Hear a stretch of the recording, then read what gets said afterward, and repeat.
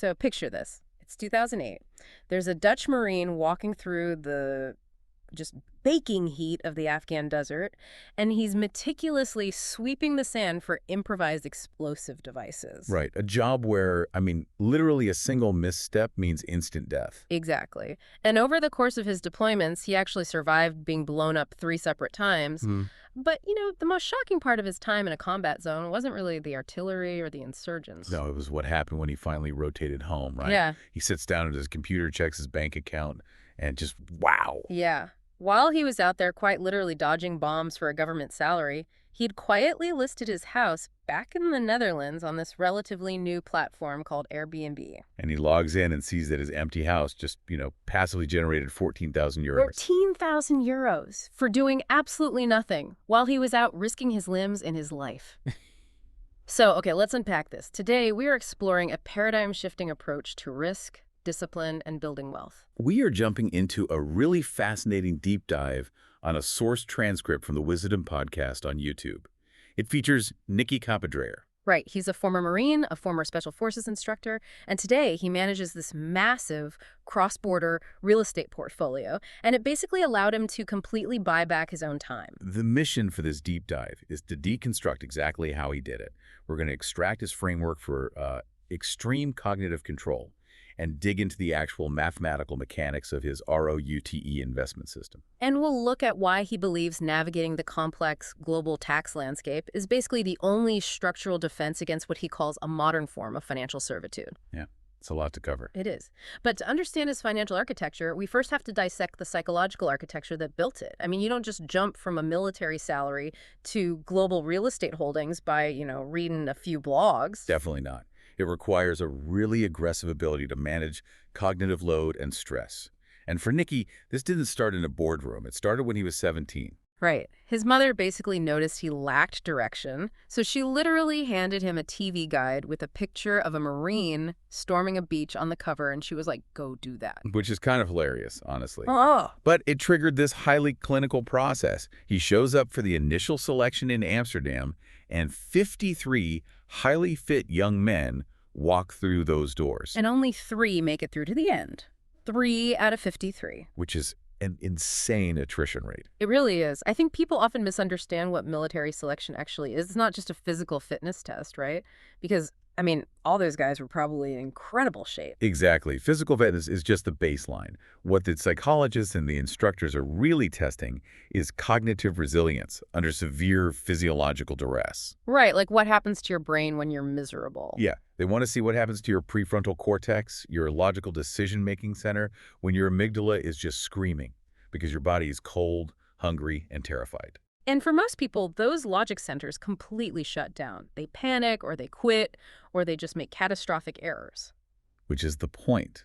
The selection process is designed to find the anomalies, the people whose logic centers stay online even when the body is totally failing. And Nikki was clearly one of those anomalies. He passes the initial selection, survives the 6 months of fundamental Marine training where they essentially tear down your civilian ego and rebuild it. And then he enters a completely different stratosphere of suffering. He gets sent to the United Kingdom to complete a mountain leader course with the British Command.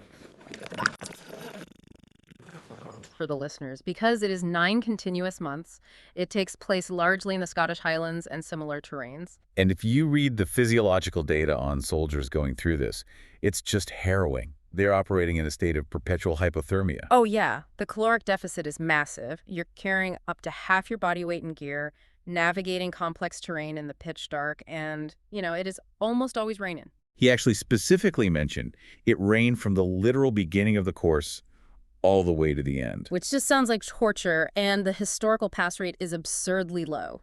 In the entire history of the Dutch Marines feeding candidates into this British pipeline, only 143 people have ever earned the qualification. And Nikki was number 109. But the big takeaway here isn't just, wow, this guy is tough. It's a specific psychological mechanism he uncovered about the human reserve tank. Yeah, he discovered what sports scientists often refer to as the central governor theory. Which is fascinating. Break that down. So when you are trudging through freezing mud and your brain is telling you, I am totally empty, I cannot take another step, or my heart will literally stop, that is actually a biological lie. A lie to keep you safe. Exactly.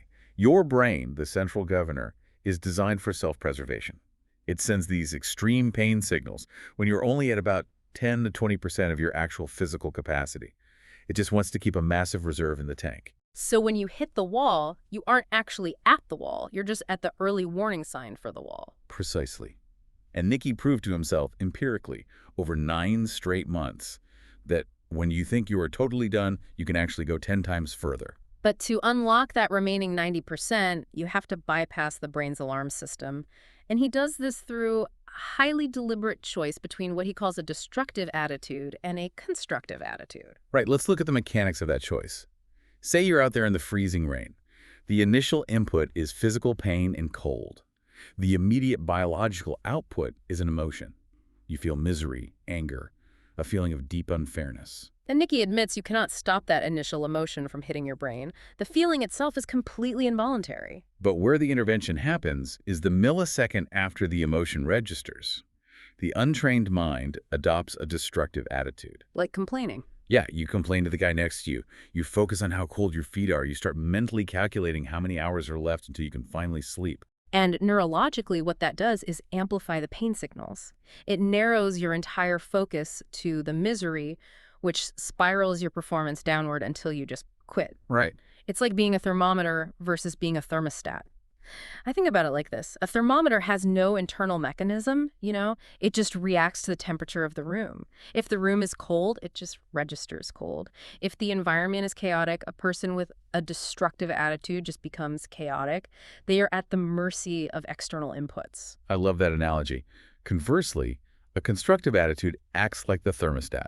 You acknowledge the room is freezing, but you set your internal temperature to calm and focused. Right, you dictate the temperature. Nikki maintained his internal temperature by manifesting a very specific visual, the blue mountain leader shirt they hand you at graduation. He literally focused his mind's eye entirely on that blue shirt. He didn't deny the cold, but he refused to allocate processing power to it. He allocated all his mental RAM to the objective. And, before someone listening says, well, that's great for a commando in a swamp, but I'm an accountant. We need to bring this into the domestic sphere. Oh, absolutely, because Nikki applies this exact same cognitive override to daily life. And he gave this brilliant example involving pancake batter. Ah, the domestic stress test. This perfectly illustrates how the concept scales down to everyday annoyances. So, okay, Nikki and his wife have had a brutal night.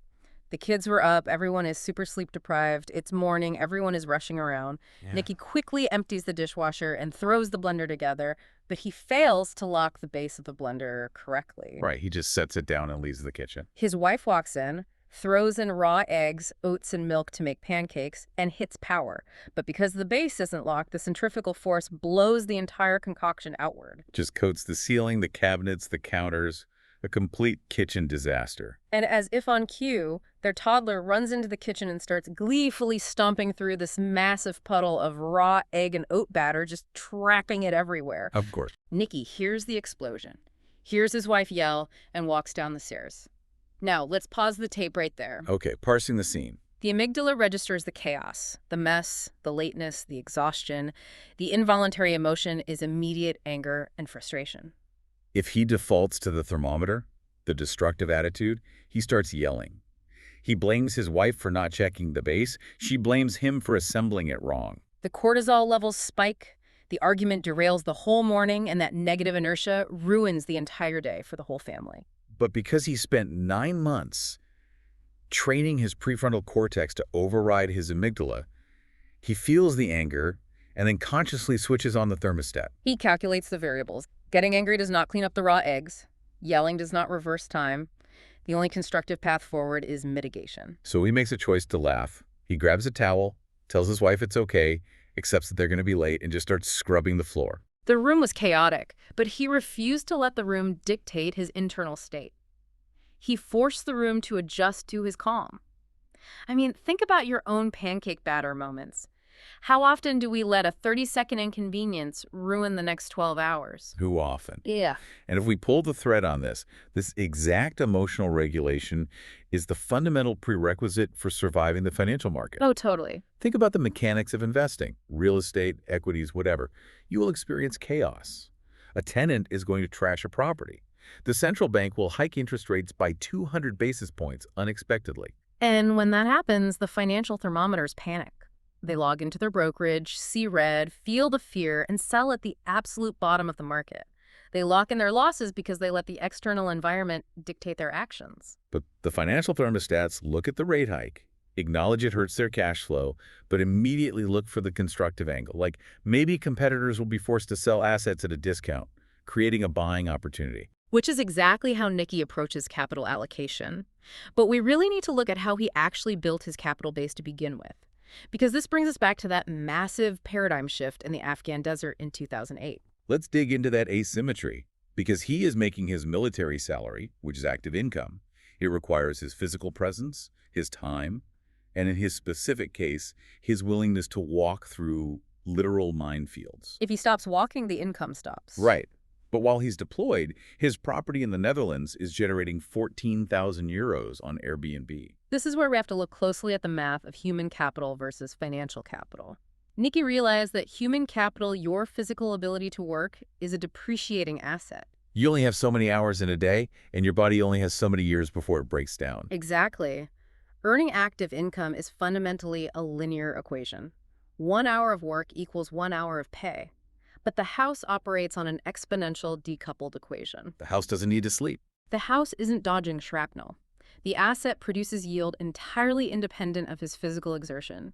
He was trading the ultimate risk, his own mortality, for a linear return, while his house took on near zero physical risk for a disproportionate financial return. Once that realization clicked in his head, he aggressively reallocated his resources.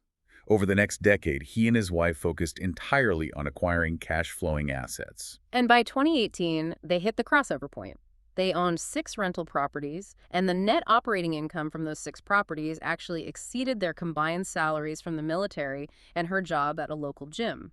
But I want to pause on the mechanics of scaling from 1 to 6 properties, because it's not just about saving your pennies, right? It requires leverage. No. You don't buy 6 houses on a military salary by paying all cash. You have to use debt. And this is where most people completely freeze up. They are terrified of taking on multiple mortgages. Yes, and this is where Nikki's Special Forces risk assessment comes into play. Most people view all debt as toxic. But in real estate, fixed-rate debt is just a tool to capture asset appreciation while inflating away the cost of the loan. As long as the yield from the tenant covers the debt service, the maintenance, and the taxes, the debt is constructive. The risk isn't the debt itself. The risk is miscalculating the cash flow. And he clearly calculated it right. But having the math work out wasn't the actual catalyst for him resigning his commission. He had the properties, but he was still in the military. Right. The final psychological push came from a collision of 2 specific events. A close friend of theirs became severely ill. And simultaneously, Nikki dragged himself to a personal development seminar led by a guy named Michael Pilarczyk. It's worth noting Nikki went into this seminar with massive skepticism. I mean, he's a hardened Marine. He expects it to be a room full of people just talking about their feelings, which runs completely counter to his training. But then the speaker delivers a sentence that bypasses his skepticism completely. He says, "This life has a deadline." This life has a deadline. It's a stark, undeniable fact. And when juxtaposed with his friend's illness, it forced Nikki to audit his time the exact same way he audited his finances. He projected his military career forward. If he stayed, he'd be deployed for 6 to 9 months out of the year. He'd miss his children growing up. He would trade the most vital, healthy years of his life for a military pension that wouldn't even kick in until he was 63. A pension he wasn't even guaranteed to live long enough to collect. So he realized that holding on to the safety of the military job was actually the ultimate risk, because he was risking his finite, non-renewable time. So he pulls the ripcord. He and his wife both quit their jobs. They transition entirely into managing their portfolio and reclaiming their time. But stepping outside the traditional labor force gave Nikki a very critical vantage point on the structural design of the economy. When you are no longer reliant on an employer or government for your monthly survival, you start to see the mechanisms of control much more clearly. Which leads directly into his critique of current macroeconomic narratives. And the source material gets highly analytical about global trends here.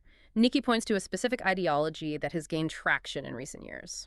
Right, it's often summarized by that phrase floating around various economic forums, "You will own nothing and be happy." The idea is a shift toward a totally subscription-based economy. You don't own your car, you subscribe to a transport service, you don't own your house, you rent from massive institutional holdings. Now, to be crystal clear to you listening, we are not taking a stance on this. As hosts, we are completely impartial here. We aren't endorsing any political viewpoints regarding globalism or economic forums. We are strictly unpacking Nikki's analysis from the source material. Yes, exactly. We are just the messengers relaying his framework. So let's analyze the mechanics of that subscription model objectively through his eyes. In an economy where the individual owns no underlying assets, the individual has zero capital buffer. If you own your house outright, or if you own cash-flowing assets, you can survive a period of unemployment or a localized economic shock. You have leverage. But if you own nothing and rely entirely on just-in-time subscription services for shelter, transport, and food, your leverage is zero. You must continuously generate high levels of active income just to maintain baseline survival. And Nikki looks at this structure and categorizes it as a form of financial slavery. Because if you can never stop working, your time is never truly your own. Furthermore, he argues that the model of non-ownership violently contradicts human psychology. We are biologically wired to secure resources, to build defensible ecosystems for our offspring, and to protect the fruits of our labor. Attempting to suppress that drive in favor of a centralized, rented existence introduces massive friction into society. Which really begs the question, if the subscription life is a trap, what is true wealth? Nikki's definition is aggressively simple. He doesn't define wealth by the size of his yacht or the brand of his watch. He defines it entirely as time freedom. Do you have the autonomy to wake up and decide exactly what you want to do with your day while remaining in good health? He uses the example of Lombok, Indonesia. He says he could happily live out his days there, sleeping in a hammock, surfing, and spending maybe 10 euros a day. The financial portfolio isn't there to fund an extravagant lifestyle. The portfolio is a defensive wall built around his hammock. The capital simply exists to buy the autonomy to live simply. But to build that wall, he says you have to understand a fundamental shift in how human beings live today. We've moved from multi-generational ecosystems to hyper-individualism, and the economic math of this shift is just brutal. Let's break down that math because it's so important. Historically, you had 3 generations living in a single farmhouse. They shared one roof, one heating bill, one set of appliances. The labor was divided. One person cooked, one person farmed, one watched the children. The economic efficiency, the economies of scale were incredibly high. But look at the modern Western model. At 18, you are culturally pressured to move out. So now instead of one household, you have 4. That means 4 separate mortgages or rent payments, 4 separate refrigerators that need electricity, 4 separate cars, internet bills, insurance policies. We have actively destroyed our own economies of scale. And because every single individual is now bearing the full, unmitigated cost of living alone, they require immense constant cash flow. They have to work 50 hours a week just to service the infrastructure of their isolated existence. And because everyone is busy working, they have to outsource the labor the multi-generational family used to do for free. They pay for childcare, they pay for meal delivery, they pay someone to clean. We've built an incredibly fragile, high-overhead society, and the structural fragility creates desperation, especially around housing, which, forces me to play devil's advocate here for a second. We need to look at the market mechanics of what Nikki does. There is a very real argument that investors acquiring dozens or hundreds of residential properties contribute directly to the housing shortages that are crushing these hyper-individualized generations. Right. If an investor buys 6 starter homes to rent out, that's 6 families who are locked out of homeownership and forced to remain renters. So is this system structurally fair? It is the central friction point in modern real estate economics. When capital competes with labor for housing, capital usually wins. From an analytical perspective, how does Nikki justify his position within that structure? He bases his justification on the allocation of risk and the failure of public policy. He points out that he didn't inherit his portfolio. When he started, he was taking massive, terrifying risks. He was leveraging hundreds of thousands of euros in bank debt. Right. If the market collapsed or if tenants destroyed the properties and stopped paying, he was the one who would face financial ruin, not the state. He argues the yield he collects today is just the market's premium for bearing that severe downside risk over a decade ago. It's the classical risk-reward mechanism of capitalism. But what about the macro level? On the macro level, he argues that mitigating poverty or housing crises is the explicit function of the tax system. Governments collect trillions in revenue. In theory, that capital should be deployed to build infrastructure, incentivize new construction, and provide safety nets. But in Nikki's view, Western governments severely misallocate this capital, diverting it to sprawling bureaucracies or foreign interventions rather than domestic housing supply. So, therefore, vilifying the private investor who is operating legally within the market is a distraction from the structural failure of the state to manage its resources. Again, we are just presenting his view here impartially. And this isn't just a philosophical debate for Nikki. His belief that governments are mismanaging the system directly dictates his investment strategy today. Because when a government mismanages housing supply and faces a crisis, their immediate reflex is heavy-handed regulation. And capital is highly allergic to arbitrary regulation. Which brings us to the geopolitics of capital flight. Nikki is looking at Europe and seeing massive warning signs for private wealth. He points to Belgium as a prime example of a state erecting capital controls. He talks about individuals in his network who build massive wealth, say, holding millions in Tesla stock, who now find themselves effectively trapped. Let's explain the mechanism of these controls, because it's pretty wild. Exit taxes are designed to prevent wealth from fleeing a high-tax jurisdiction. Right. If you have 5 million euros in unrealized gains, and you try to move your fiscal residency to a more favorable country, a government with an exit tax will assess the value of your assets as if you sold them the day you left, and hand you a massive tax bill. They create a financial fence. The friction of leaving becomes so high that you are forced to stay and be taxed continuously. And he sees the exact same creeping hostility in the Netherlands, specifically with how they are altering the tax code. They are currently overhauling the system, moving the goalposts between what they call Box 3 and Box 2 taxation. We really need to drill down into the mechanics of this because it shows how sophisticated you have to be just to protect what you've built. Explain the Box 3 thing.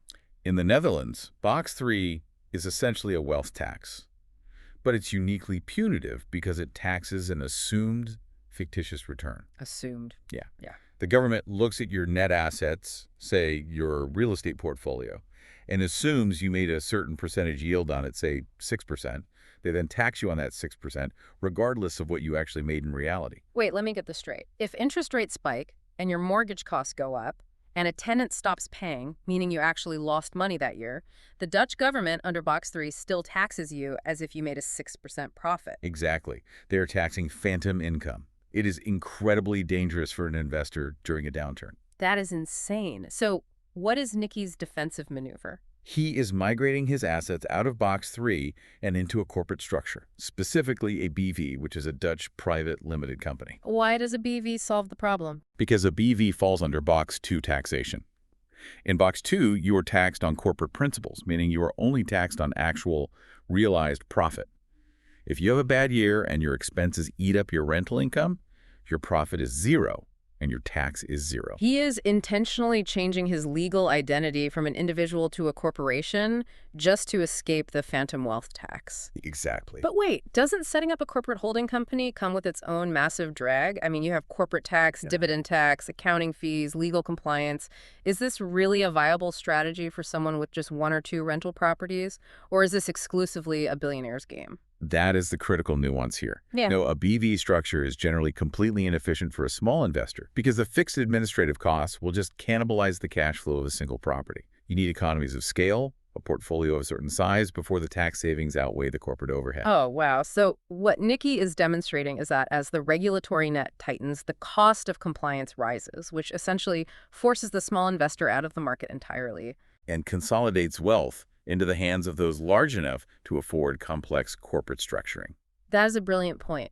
The regulation intended to target the wealthy actually creates a moat that protects them while crushing the middle-class investor. And Nikki isn't just restructuring domestically. He is actively deploying capital across international borders to utilize tax treaties. Yes, the use of international tax treaties is basically a masterclass in jurisdictional arbitrage. He mentions buying properties in Spain and Morocco. Now, you might think, if I live in the Netherlands and make money in Spain, I'll get taxed by Spain and then taxed again by the Netherlands. But Nikki relies on bilateral tax treaties designed specifically to prevent double taxation. By paying the localized income tax on his Spanish rental directly to the Spanish authorities, the treaty stipulates the Netherlands must exempt that income from their domestic tax base. He is deliberately shopping for jurisdictions that treat capital favorably. He's buying pre-construction in the Emirates, slated for completion in 2028. He's buying in Tenerife. He's moving his pieces on a global chessboard because the macro trends in the West, aging demographics, massive spikes in single-person households, and high immigration have created an unsolvable housing supply shock. And when supply shocks, governments panic. But I love the perspective he brings in from his mentor here. Oh, this is great. Nikki is complaining to the 78-year-old veteran investor about all these new Box 3 rules and how impossible it is to operate. And the older guy just laughs and says, there was hassle in the 70s too. It's the perfect antidote to recency bias. Every generation believes their specific regulatory environment is uniquely hostile. In the 70s, it was stagflation and price controls. In 2008, it was a credit freeze. Today, it's wealth taxes. The rules of the game always change. The amateur complains that the rules changed. The professional reads the new rule book and alters their strategy. And Nikki's strategy for navigating this hyper-complex, heavily regulated global market is a highly specific operating protocol. Because he is a military guy, of course, he turned it into an acronym. Of course. He calls it the ROUTE framework. And this isn't just theory. This is the exact mechanical process you have to use if you want to deploy capital without getting slaughtered. Let's pull this framework apart. The R stands for root, but it really means objective alignment. You have to dictate your end state before you allocate a single dollar. Nikki gives two contrasting profiles. He coaches a 55-year-old woman whose ultimate goal is lifestyle design. She wants to live in Spain for the winter months and rent the property out during the summer just to cover her carrying costs. Her rate is about emotional return and cost neutralization. Right. Contrast that with an institutional investor operating out of a holding company. They never intend to visit the property. They don't care about the view or the local culture. Their route is strictly maximizing net operating income and capital appreciation. If the 55-year-old woman buys a concrete apartment block in a purely industrial area because the spreadsheet says the yield is high, she has failed her route. And if the institutional investor buys a romantic villa in a highly regulated tourist zone that limits rental days, they have failed theirs. Step 1, know exactly what game you are playing. Step 2 is O for onderzoek, the Dutch word for research. And this is where laziness will literally bankrupt you. Nikki shares a terrifying anecdote about an investor who skipped this step. Ah, the Spanish HOA disaster. Right. A woman finds a beautiful property in Spain on Instagram. A local real estate agent, whose commission, by the way, is entirely dependent on the transaction closing, assures her it's a perfect short-term rental investment. Of course they do. She buys it, closes the deal, furnishes the place, and then goes to the local municipality to apply for her tourist rental license. But she failed to research the microjurisdiction. Exactly. She didn't read the bylaws of the local VVE, the Homeowners Association. The HOA holds a vote and legally bans short-term rentals in that specific building. So this woman has deployed hundreds of thousands of euros to acquire an asset, relying on a business model that is legally prohibited from operating. She owns a dead asset. You cannot rely on the seller to provide your due diligence. You must investigate the zoning laws, the municipal caps on tourist beds, the specific restrictive covenants of the deed, and the political climate of the local council. Which flows directly into the you tricking in or calculate. And this is where you have to be brutally pessimistic. You don't just calculate the mortgage and the expected rent. You map out every single fixed and variable cost. Property taxes, strata fees, utility baseline insurance, and a strict percentage allocated for capital expenditures like when the roof inevitably caves in. More importantly, you must stress test the math against macroeconomic shocks. If you are buying on a variable rate mortgage, does the property still cash flow if the central bank raises rates to 8%? What happens to your margins if the local market softens and your vacancy rate jumps from 5% to 15%? If your calculation requires perfect weather to make money, it's a bad deal. Next is T for timing. We always hear time in the market beats timing the market, but Nikki is looking at specific geographical macro cycles. He is looking for the inflection points of capital flow. He analyzes the Costa del Sol in Spain and notes that property values have exploded by 190% in just 5 years. The institutional money has already arrived. The infrastructure is built. The massive asymmetrical upside is likely gone. Buying there now is just a low-risk, low-yield preservation play. But then he looks across the water to Marrakech, Morocco. He sees an emerging market where the infrastructure is just beginning to modernize, the tourism numbers are ticking upward, but the massive influx of foreign capital hasn't fully saturated the market yet. He is timing his entry to catch the steep part of the growth curve. And finally, we arrive at the E-executee execution. And this might be the most crucial lesson for international investing. You cannot execute a cross-border strategy alone. You must build a network of local lawyers, tax accountants, and brokers. But Nikki makes a brilliant point about how to actually manage these experts. He compares hiring a foreign lawyer to writing a prompt for ChatGPT. I thought this was the most insightful analogy of the entire interview. It perfectly captures the delegation trap. Right. If you open ChatGPT and type a vague prompt like, write me a marketing plan, the AI gives you a generic, useless, hallucinated output, garbage in, garbage out. Mickey says hiring a professional is the exact same dynamic. If you hire a Spanish tax attorney and just say, I want to buy a house, handle the taxes, they will default the standard, easiest path for them, which is likely the least tax-efficient path for you. The professional only knows the law. They do not know your route. Exactly. You have to engineer the prompt. You go to the lawyer and say, here is my exact corporate structure in the Netherlands. Here's the exact amount of capital I am deploying. My objective is to completely shield this income from Box 3 taxation using the bilateral tax treaty of 1999. Find me the exact legal vehicle in Spanish corporate law that satisfies these specific constraints. You don't ask them what to do. You task them to build the bridge to where you are going. The ROUTE framework is effectively the translation of Special Forces operational planning into capital deployment. It is systematic risk eradication. But as we pull all these threads together, I want to step completely away from the spreadsheets, the tax treaties, and the corporate structures. Me too. Because Nikki's ultimate perspective on reality wasn't formed in an Excel document. It was forged during a deeply surreal experience he had while deployed in the African desert. And this story forces us to question the entire foundation of the modern economic grind. It really is the philosophical anchor of his entire worldview. In 2015, Nikki was deployed to Mali in West Africa. He was part of a UN mission, and his Special Forces unit was tasked with long-range reconnaissance. They were the eyes and ears in the deep Sahara, mapping out tribal territories and faction movements. They push out into the deep desert, 3 full days of driving armored vehicles through an ocean of sand, completely disconnected from civilization. And out there, in the absolute middle of nowhere, they find a single family. They are living in total isolation. Nikki looks at the scene. There's a heavily pregnant woman, her husband, who appears completely at peace, children playing in the sand with a simple ball, and they have a goat. That is the entirety of their ecosystem. Nikki's unit approaches them with a translator. They ask the man, what are you doing all the way out here? And the man simply gestures to the sand dune and says, we live here, behind that dune. This family had zero context for the outside world. They didn't know about the global economy, smartphones, interest rates, or the geopolitical conflict raging hundreds of miles away. But Nikki notes something profound. They radiated an intense, undeniable happiness. They existed in a state of zero relative deprivation. Explain that concept because it perfectly captures Nikki's critique of the West. Relative deprivation is the psychological theory that people evaluate their own well-being not by what they actually have, but by comparing what they have to what others have. In the modern West, we carry algorithms in our pockets, designed specifically to maximize relative deprivation. You might have a perfectly good car and a nice apartment, but Instagram bombards you with images of people on yachts in Dubai. Suddenly, your objective comfort feels like subjective failure. You feel deprived, not because you lack resources, but because you lack relative status. But the man in the desert with the goat has no algorithm. He cannot compare his life to a billionaire in New York.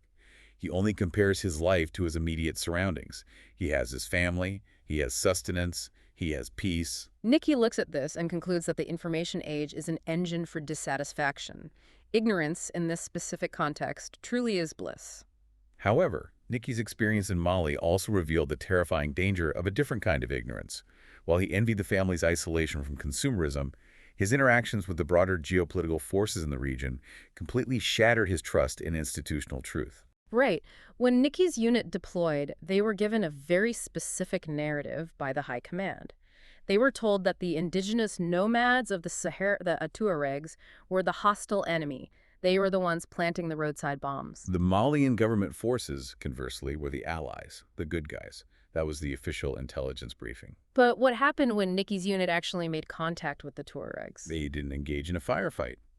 They sat down in the sand and they drank tea with the Tuareg leaders. And they talked for 8 or 9 hours at a time. And through these massive, slow, human conversations, Nikki realized the intelligence briefing was a catastrophic distortion of reality. He discovered on the ground that the Allied government forces were deeply entrenched in systemic corruption, actively running smuggling routes for narcotics and human trafficking. And the Tuaregs, the supposed enemy, weren't malicious terrorists. They were an indigenous people fighting back against arbitrary lines drawn in the sand by French and British colonizers decades ago. The Tuaregs looked at these borders, which cut right through their ancestral grazing lands, and said, "We don't recognize your map." They were fighting for autonomy, not ideology. This realization that the highest authorities can and will feed you a fundamentally inverted narrative to serve their own strategic goals permanently altered Nikki's cognitive framework. He realized that if you blindly accept the narrative handed to you by the authority, whether it's a military general, a politician, or a financial institution, you are operating in a false reality. You have to sit in the sand, drink the tea, and find the ground truth for yourself. And that skepticism is the engine driving his entire current life. Why does he refuse to accept the narrative that you will own nothing and be happy? Because he smells the agenda behind the briefing. Why does he use a BV to escape Box 3 taxation? Because he recognizes the state will change the rules of the financial map to suit their needs, just like the colonizers changed the borders on the physical map. He applies the reconnaissance mindset to everything. Trust nothing you haven't verified. I have to say, looking at Nikki's entire journey, there is this massive poetic paradox at the center of it all. The paradox of complexity and simplicity. Exactly. Look at what this man does. He is executing high-level jurisdictional arbitrage. He's optimizing debt yields, navigating international tax treaties, setting up corporate structures, and fighting off macroeconomic headwinds. He is forced to operate at the absolute zenith of modern, hyper-complex capitalism. He has built an incredibly intricate machine. But the only reason he built that machine is so he can ultimately buy his way back to the simplicity of the man in the desert. He's using maximum complexity to purchase the right to swing in a hammock in Lombok for 10 euros a day and not look at his phone. He had to become a master of the matrix just to unplug from it. It forces us to ask whether the system we've built is actually serving human flourishing, or if it's an obstacle course we have to survive just to find peace. And that brings us to the end of our deep dive. We've covered massive ground today.